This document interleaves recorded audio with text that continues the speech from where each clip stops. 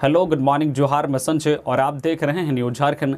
चलिए जानते हैं झारखंड की आज की 25 मुख्य बड़ी खबरों को। सहारा में फंसा 10 करोड़ लोगों का पैसा वापस मिलेगा, रिफंड पोर्टल शुरू। लोगों के लिए बड़ी खुशखबरी। सहारा इंडिया की 4 कोऑपरेटिव सोसाइटीज में निवेश करने वाले 10 करोड़ लोगों का फंसा पैसा वापस मिलेगा। इसकी शुरुआत 5,000 करोड़ रुपए और 4 करोड़ निवेशकों से हो रही है। केंद्रीय गृह और सहकारिता मंत्री अमित शाह ने मंगलवार को दिल्ली में सहारा रिफंड पोर्टल लॉन्च किया है। इन सोसाइटीज ने निवेशकों से 86,000 करोड़ रुपए से ज्यादा जुटाए थे। शाह ने कहा है कि इस पोर्टल के जरिए सहारा कि निवेशकों को अप्लाई करने के 45 दिन में पैसा वापस मिलेगा। ये पैसा सीधे अकाउंट में ट्रांसफर किया जाएगा। पोर्टल के जरिए सहारा की 4 कोऑपरेटिव सोसाइटी के निवेशक ही आवेदन कर सकते हैं। निवेशकों में बिहार, झारखंड, उत्तर प्रदेश, मध्य प्रदेश जैसे राज्यों के लोगों की संख्या सबसे ज्यादा है।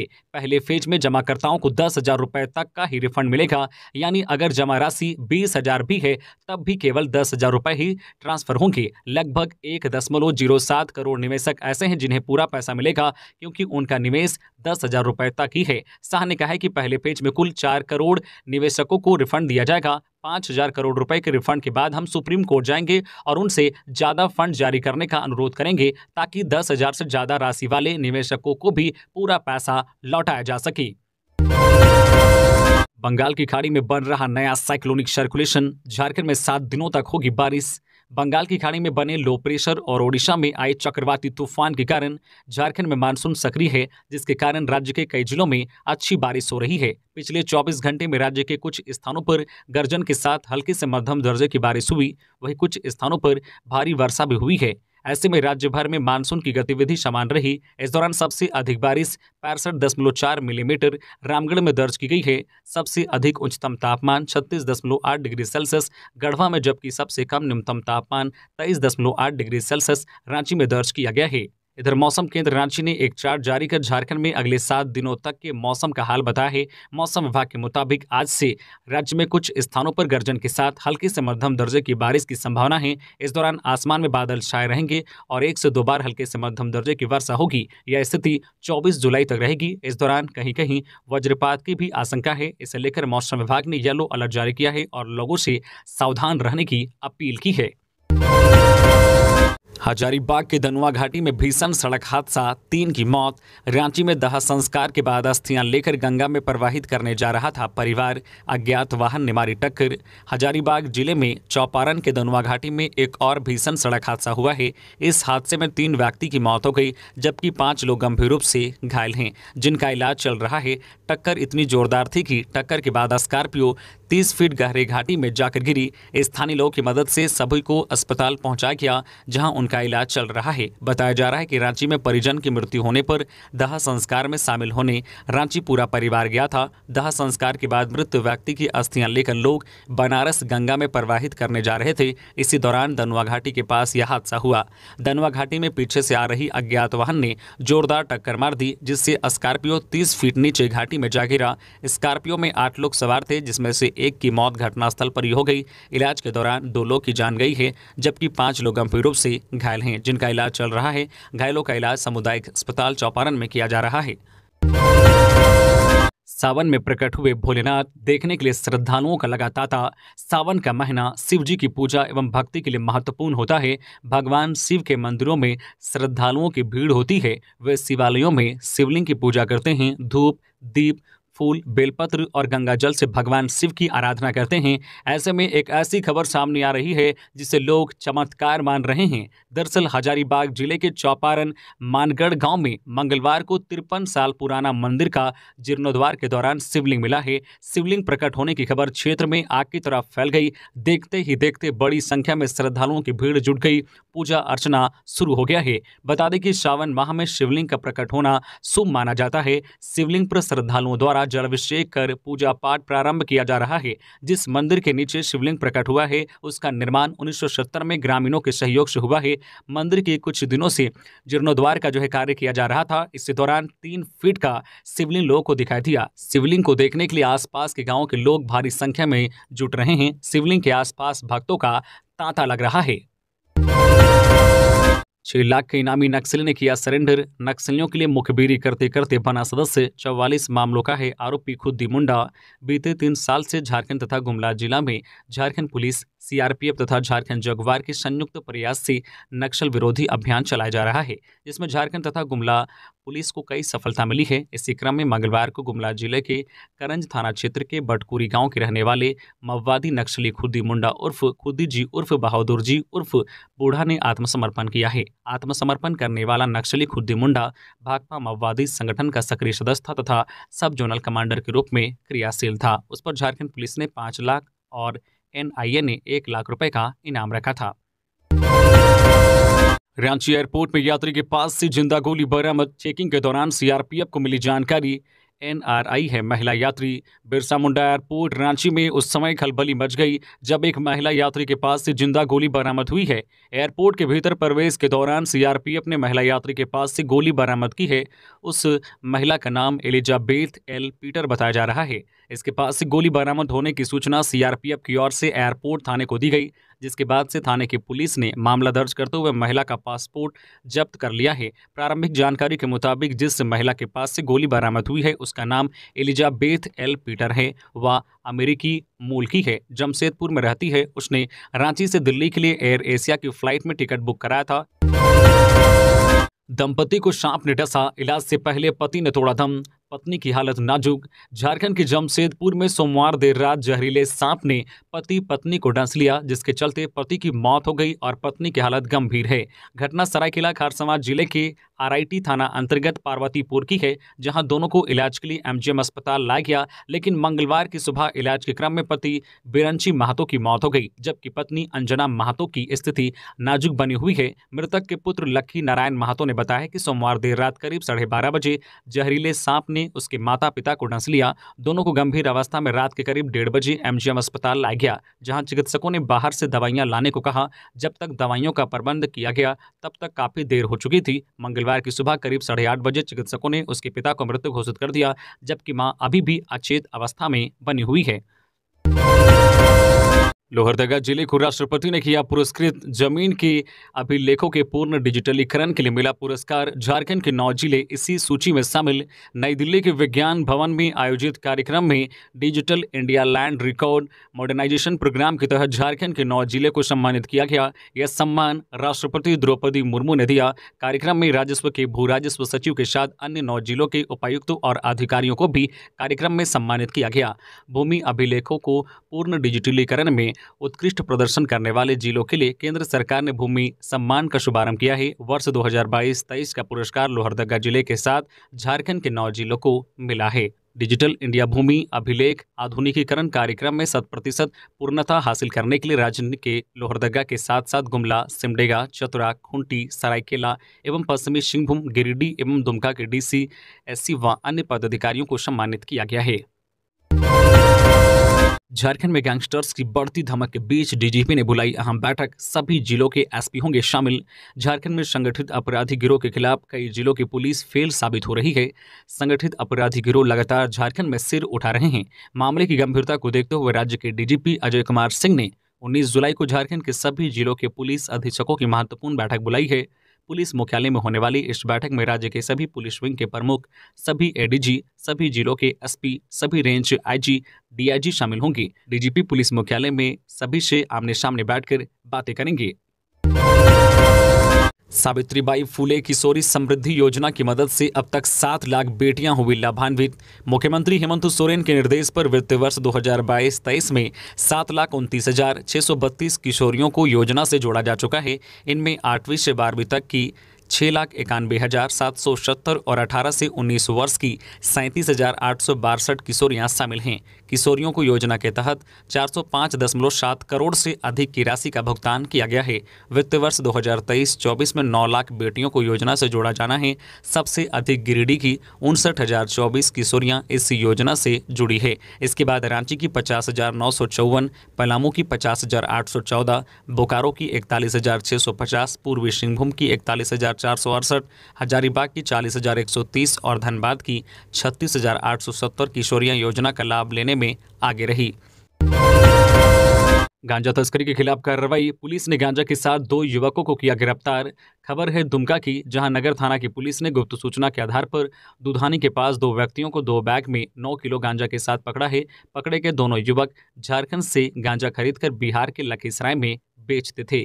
मामले में एसडीपीओ नूर मुस्तफा अंसारी ने नगर थाना परिसर में बताया है कि गुप्त सूचना मिली थी कि 2 व्यक्ति गांजा लेकर झारखंड से बिहार की ओर ले जा रहे हैं। इस दौरान पुलिस टीम द्वारा दुधानी के समीप 2 युवक को टोटो से उतारकर हिरासत में लेकर जब छानबीन किया गया तो जो है काला और नीला बैग में कई जो है बंडल गांजा बरामद किया गया। गांजा का कुल वजन 9 किलो बताया जा रहा है, जो लखीसराय बिहार के बाजार में बेचने की बात दोनों व्यक्तियों द्वारा बताया गया है। गांजा के साथ पकड़े गए व्यक्ति का नाम राजेश मंडल और विनोद कुमार शाह है, जो बिहार का रहने वाला है। झारखंड से गांजा खरीदकर बिहार के रास्ते लखीसराय में बेचने का काम करते थे। बाबा फौजदारी नाथ में स्पर्श पूजा शुरू। 45,000 कांवरियों ने अर्घा से किया जलाभिषेक। राजकीय श्रावणी मेला महोत्सव के 15वें दिन मंगलवार को 18 जुलाई 2023 को बाबा फौजदारी नाथ के दरबार में श्रद्धालुओं की जबरदस्त भीड़ लगी रही। सुबह 3 बजे से मंदिर प्रांगण, शिवगंगा घाट व मेला परिसर कांवरियों से पटा रहा। मंदिर प्रबंधन के अनुसार 45,000 कांवरियों ने अर्घा में जल डालकर बाबा फौजदारी नाथ से सुख समृद्धि की कामना की। हालांकि दोपहर के बाद अर्घा हटा लिया गया। गर्भगृह में स्पर्श पूजा शुरू हो गई। रांची से कोलकाता के बीच जल्द दौड़ेगी वंदे भारत ट्रेन। रेलवे ने जारी की टाइमिंग और रूट। रांची से कोलकाता जाने वाले यात्रियों के लिए अच्छी खबर है। लंबे समय से इंतजार कर रहे रेल यात्री अब वंदे भारत एक्सप्रेस से रांची से हावड़ा का सफर चंद घंटों में पूरा कर सकेंगे। दरअसल जब से राजधानी रांची से पटना के लिए वंदे भारत एक्सप्रेस की परिचालन शुरू हुई है, तब से रांची से कोलकाता जाने वाले यात्री भी बेसब्री से इंतजार कर रहे थे। अब वह इंतजार खत्म हो चुका है। रेलवे ने रांची से हावड़ा के लिए चलाई जाने वाली वंदे भारत एक्सप्रेस का समय और रूटीन जारी कर दिया है। बता दें कि यह ट्रेन साप्ताहिक चलेगी। सुबह 5:20 पर रांची रेलवे स्टेशन से खुलकर बोकारो, धनबाद और आसनसोल रूट से चलकर 11:55 पर हावड़ा पहुंचेगी। वही हावड़ा से दोपहर 3:30 पर खुलेगी। इसके बाद ट्रेन आसनसोल, धनबाद, बोकारो रूट होते हुए रात 10:10 पर रांची पहुंचेगी। शोरूम से कम नहीं है धोनी की बाइक और कार का कलेक्शन। देखकर दंग रह गए वेंकटेश प्रसाद। शेयर किया वीडियो। भारतीय क्रिकेट टीम के पूर्व कप्तान महेंद्र सिंह धोनी अगर खेल के दीवाने हैं तो गाड़ियों के प्रति भी उनकी दीवानगी कम नहीं है। धोनी ने 90 के दशक में पुरानी यामाहा मोटरसाइकिल खरीदी थी, जिससे वह अपने दोस्तों के साथ रांची और आसपास के क्षेत्रों की सैर पर निकल जाया करते थे। जैसे जैसे धोनी सफलता की सीढ़ी चढ़ते गए, उनका यह प्रेम भी परवान चढ़ता गया। आज उनके पास देश विदेश की लगभग 100 मोटरसाइकिलें और दर्जन से अधिक महंगी कारें हैं। इन गाड़ियों के रख रखाव के लिए उन्होंने रांची के कांके स्थित सिमलिया में अपने 7 एकड़ के फार्म हाउस में शोरूम नुमा गैरेज बना रखा है। कई जो है वर्तमान और पूर्व भारतीय क्रिकेटर रांची में मैच खेलने के दौरान या अन्य अवसरों पर जब रांची पहुंचते हैं तो धोनी के इस कलेक्शन और उनकी दीवानगी को देखने जरूर जाते हैं। सोमवार को जब पूर्व भारतीय तेज गेंदबाज वेंकटेश प्रसाद और स्पिनर सुनील जोशी रांची आए तो दोनों माही के फार्म हाउस पहुंचे। वहां धोनी के बाइक और कार जो है कलेक्शन को देखकर दंग रह गए। लातेहार की जागीर पहाड़ी में छुपा कर रखे नक्सलियों के हथियार बरामद। सीआरपीएफ को मंगलवार को एक बड़ी सफलता हाथ लगी है। सीआरपीएफ की 214वीं बटालियन ने नक्सलियों द्वारा पुलिस को क्षति पहुंचाने की नीयत से छुपा कर रखे गए हथियारों को बरामद किया है। इसमें एक इंसास राइफल और 2 303 राइफल के अलावा एमुनेशन व नक्सलियों के उपयोग में आने वाली साहित्य व अन्य सामग्रियां बरामद किया। सीआरपीएफ 214वीं बटालियन के कमांडेंट केडी जोशी के निर्देश पर उप कमांडेंट मोहम्मद शाहिद जो है मासूम के नेतृत्व में जिले के गारू थाना क्षेत्र के जयगीर की पहाड़ी में सर्च ऑपरेशन चलाया जा रहा था। सर्च ऑपरेशन के दौरान जयगीर गांव के समीप जंगल से सीआरपीएफ ने नक्सलियों द्वारा छिपा कर रखे गए हथियार को बरामद किया। छापेमारी में जिला पुलिस की एजी व सेठ के जवान भी शामिल थे। इंस्टाग्राम पर हुआ प्यार। पोलैंड से महिला पहुंची झारखंड, प्रेमी भी अपनाने को तैयार। पोलैंड की एक महिला अपने प्यार की खातिर 7 समुंदर पार कर प्रेमी सदाब मलिक से मिलने हजारीबाग जिले के कटकम सांडी प्रखंड स्थित खुटरा गांव पहुंची। गुलाब बरबारा पोलाजा की दोस्ती इंस्टाग्राम पर वर्ष 2021 में हुई। दोनों में लगातार चैटिंग होती रही और धीरे धीरे दोस्ती प्यार में बदल गई। 45 वर्षीय गुलाब और 35 वर्षीय सदाब का प्यार इस कदर परवान चढ़ा कि गुलाब ने भारत आने का वीजा अप्लाई किया। लंबी प्रक्रिया के बाद उसे 5 साल के लिए भारत आने का वीजा मिला। वीजा मिलने पर विदेशी महिला भारत पहुंची, जिसके बाद वह सदाब के साथ हजारीबाग गई। कई दिनों तक होटल में रहने के बाद 5 दिन पूर्व वह प्रेमी के साथ खुटरा गांव पहुंची। सदाब के घर पहुंचते ही विदेशी महिला गर्मी से परेशान होने लगी। गर्मी से परेशान होकर 2 एसी और कलर टीवी लगाया। उन्होंने कहा कि हिंदुस्तान बहुत सुंदर देश है, यहाँ के लोग भी अच्छे हैं, मैं सदाब के बिना नहीं रह सकती। लेकिन यहाँ जब बहुत सारे लोग एक साथ सदाब के घर आते हैं तो वो असहज महसूस करती है। सरायकेला के चांडिल में अवैध मिनी शराब फैक्ट्री का खुलासा, 2 गिरफ्तार। चांडिल थाना क्षेत्र के काठजोड़ गांव में अवैध मिनी शराब फैक्ट्री का उत्पाद विभाग ने भांडाफोड़ करते हुए काफी मात्रा में विभिन्न ब्रांड के अवैध नकली शराब, रैपर, ढक्कन सहित अन्य सामान बरामद किया है। इस संबंध में उत्पाद अधीक्षक अजय कुमार ने बताया कि गुप्त सूचना मिली कि काठजोड़ गांव में अवैध मिनी शराब फैक्ट्री संचालित किया जा रहा है। सूचना पर उत्पाद निरीक्षक निर्भय सिन्हा के नेतृत्व में टीम का गठन कर छापेमारी किया गया, जिसमें भारी मात्रा में शराब बरामद करते हुए 2 लोग को गिरफ्तार किया गया। धनबाद के कतरी पुल के पास 4 लाख रुपए से अधिक लूट, जांच में जुटी पुलिस। धनबाद जिला के राजगंज थाना क्षेत्र के कतरास रोड स्थित कतरी पुल के समीप गोविंदम फूड प्रोडक्ट प्राइवेट लिमिटेड धावा चित्ता राजगंज के कर्मचारियों से 4 लाख से अधिक लूट का मामला सामने आया है। सूचना पाते ही राजगंज थानेदार आलोक कुमार सिंह सदल बल मौके पर पहुंचकर छानबीन शुरू कर दिया है। बताया गया है कि जो फ्लोवर मिल के 2 कर्मचारी चितरंजन चौधरी और राजेश वासन कतरास से करीब 4 लाख रुपए तगादा कर एक बैग में लेकर बाइक से फैक्ट्री लौट रहे थे। इसी क्रम में कतरी पुल के पास पीछे से बिना नंबर की काला रंग के बाइक पर सवार 2 हथियारबंद अपराधी फैक्ट्री कर्मियों के बाइक को ओवरटेक कर नकदी लूटने के लिए हाथापाई करने लगा। इसके बाद अपराधियों ने रुपए से भरे बैग को लेकर फरार हो गया। यूसीसी से आदिवासियों का अस्तित्व होगा खत्म। राष्ट्रीय आदिवासी एकता परिषद द्वारा यूसीसी समान नागरिक संहिता के खिलाफ अनुमंडल कार्यालय बुंडू के समक्ष 1 दिवसीय धरना देकर आदिवासियों ने विरोध प्रदर्शन कर अनुमंडल पदाधिकारी को ज्ञापन सौंपा। धरना में उपस्थित समाज के लोगों को संबोधित करते हुए बिरसा उलगुलान मोर्चा के अध्यक्ष एवं नेत्री दमयंती मुंडा ने कहा कि यूसीसी के लागू होने से देश में आदिवासियों का अस्तित्व समाप्त हो जाएगा, क्योंकि आदिवासियों को भारतीय संविधान के अनुच्छेद 13(3) के रूढ़ी प्रथा के तहत सामाजिक स्वशासन व्यवस्था, प्रशासन और इसका नियंत्रण का संवैधानिक उपबंध है। चतरा जिले के विभिन्न प्रखंडों के प्रमुख गणों से मिले मंत्री सत्यानंद भोक्ता, जानी उनकी समस्या। सत्यानंद भोक्ता मंगलवार को चतरा जिले के विभिन्न प्रखंडों के प्रमुख गणों ने प्रमुख संघ अध्यक्ष रोहन साहू के नेतृत्व में मुलाकात की। इस दौरान प्रमुख गणों ने अपने अपने प्रखंड क्षेत्र के विभिन्न समस्याओं से मंत्री को अवगत कराया। इस दौरान भोक्ता ने उनकी बातों पर विचार करते हुए समस्याओं से जल्द निदान का भरोसा दिलाया है। पारस अस्पताल के डॉक्टरों का कमाल, पेल्विस बोन्स की दोनों हड्डियां टूटने के बाद भी मरीज को पैरों पर किया खड़ा। पारस अस्पताल में दुर्घटना में जख्मी हुए व्यक्ति की सफल सर्जरी की गई। युवक इतनी बुरी तरह से जख्मी हुआ था कि उसके कूल्हे एवं पेल्विस बोन्स की दोनों हड्डियां टूट चुकी थी। वह असहनीय दर्द से पीड़ित था। डॉक्टरों की सूझबूझ और साहस से युवक की जान बचाई गई। ड्यूल अप्रोच के माध्यम से मरीज की सर्जरी की गई और अब वह बिल्कुल ठीक है। अस्पताल के डॉक्टर अंकुर सौरभ और डॉक्टर विशाल ने सर्जरी कर उस व्यक्ति को जीवन दान दिया है। एसीबी से चोरी हुए सीबीआई के हम दस्तावेज, सीसीएल के रिटायर्ड कर्मियों के पीएफ खाते से अवैध निकासी का है मामला। झारखंड पुलिस के भ्रष्टाचार निरोधक ब्यूरो एसीबी कार्यालय से सीबीआई की भ्रष्टाचार निरोधक ब्यूरो के एक महत्वपूर्ण दस्तावेज चोरी हो गए हैं। यह दस्तावेज सीसीएल झारखंड के 23 सेवानिवृत्त कर्मियों की पीएफ खाते से फर्जी तरीके से रुपयों की निकासी से संबंधित जाँच रिपोर्ट है, जिसकी सीबीआई रांची ने सीबीआई लखनऊ से जाँच कराई थी। जब जाँच रिपोर्ट रांची नहीं पहुंची तो सीबीआई की रांची स्थित भ्रष्टाचार निरोधक ब्यूरो ने डाक विभाग से उक्त डाक की जानकारी ली। इसके बाद पता चला कि वह डाक सीबीआई की एसीबी को नहीं जाकर झारखंड पुलिस की एसीबी को पहुंच गई है। रिम्स में 20 बेड की ट्रॉमा विंग की हुई शुरुआत, डॉक्टरों की स्पेशल टीम करेगी इलाज। रिम्स में सोमवार को 20 बेड का ट्रॉमा विंग की शुरुआत की गई। पहले दिन से ही विंग में मरीजों की भर्ती शुरू हो गई। यहाँ हड्डी, न्यूरो सर्जरी और क्रिटिकल केयर विभाग के विशेषज्ञ डॉक्टरों को रहेंगे। बता दें कि इस विंग का उद्घाटन निदेशक डॉक्टर राजीव कुमार गुप्ता ने किया। डॉक्टर गुप्ता ने बताया कि ट्रॉमा मरीजों के इलाज के लिए डॉक्टरों की एक अलग टीम बनाई गई है। रांची यूनिवर्सिटी ने एडमिशन नोटिस किया जारी। 8 अगस्त तक चांसलर पोर्टल से करे आवेदन। 24 अगस्त तक नामांकन का मौका।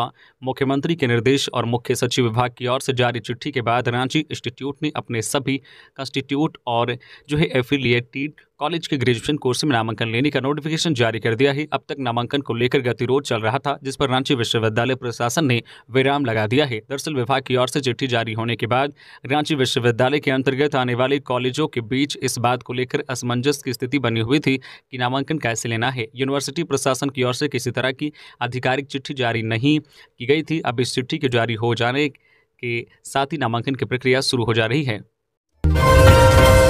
रांची रिंग रोड के किनारे लगाए जाएंगे 31,000 पौधे। वन विभाग ने NHAI और JARDL एजेंसियों को दिया निर्देश। रांची रिंग रोड के किनारे 31,000 पौधे लगाए जाएंगे। मुख्य सचिव की बैठक के बाद वन विभाग ने रांची रिंग रोड बनाने वाली एजेंसियों को 31,000 पौधे लगाने का निर्देश जारी किया है।